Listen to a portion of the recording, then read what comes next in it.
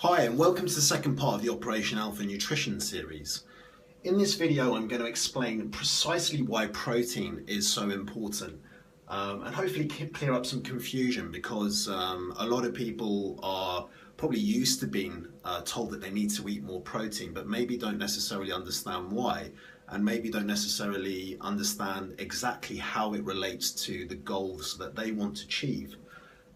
Because regardless of your goal, protein is incredibly vital, but what some people maybe don't realize is that it becomes especially important if your goal is weight loss or more specifically fat loss.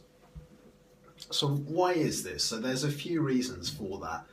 The first is recovery from training. So, assuming that you're training in a focused manner, you are basically breaking down your muscles to a certain extent, which you're probably aware of.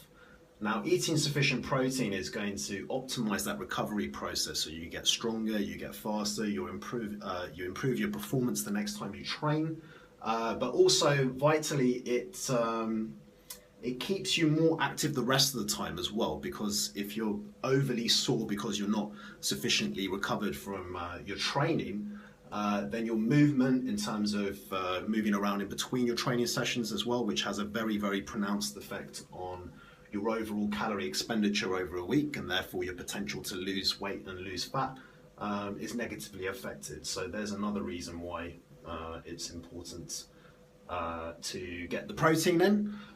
Another reason is appetite and hunger management. Now, the reason for this is because protein is the most filling out of all the macronutrients, the others being carbs and fat. So if you are hitting your protein goal, you're going to feel that much more full and you're going to be much less likely to overeat and overshoot your calorie requirements and binge or overindulge in foods that are less than optimal and not supportive of your training goals. The other reason, and maybe this is the most motivating one for you, is it's to ensure that your weight loss that has the maximum amount of it is coming from your body fat and not your muscle. So it's kind of like a little clever hack, if you like, that if you're getting sufficient protein into your diet, and you're in a calorie deficit, which we know we need for fat loss, you're going to be optimizing the amount of that comes from body fat and preserving your precious muscle tissue. Obviously most people want to lose the fat and not the muscle, so that's another good reason. In terms of how much you should have, a good starting point is 2 grams per kilogram of body weight. That's kind of the gold standard that we go for to begin with, but we can tweak and change that. And for some people that might be a little bit much to begin with, but we can always start off lower, say 1.4 or 1.5 grams per kg of body weight and build up to it. That's kind of what you want to be aiming for. In terms of the sources of protein that you go for, you want to favor the lean over the fattier sources. And the reason why is because obviously fattier cuts of meat, while they are very tasty, that fat comes with a lot of extra calories. 1 gram of fat contains 9 calories, whereas 1 gram of protein and indeed carbs only contains 4.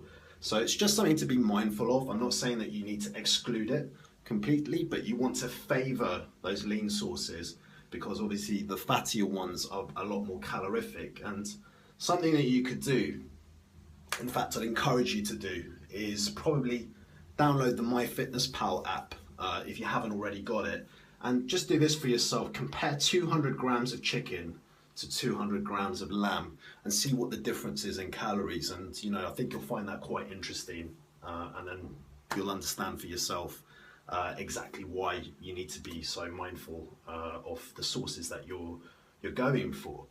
Examples of lean protein, it's basically the white meat, if you like, so the chicken, turkey, white fish, and also whey protein, which is actually a foodstuff. Try to perceive it that way rather than as a supplement. It's a dairy product, so it is actually natural.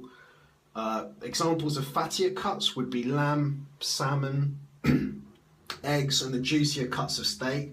So it's all stuff that tastes very, very good. And as I say, you don't need to exclude it completely, but just be mindful that you want the vast majority of your protein to come from the leaner cuts. And if you're having fattier cuts, you just be mindful of how much you're consuming with regards to your totals. Okay, so that wraps that up. If you have any questions, please let me know. Any feedback whatsoever, you can email me at wolfpack@operation-alpha.com. Cheers.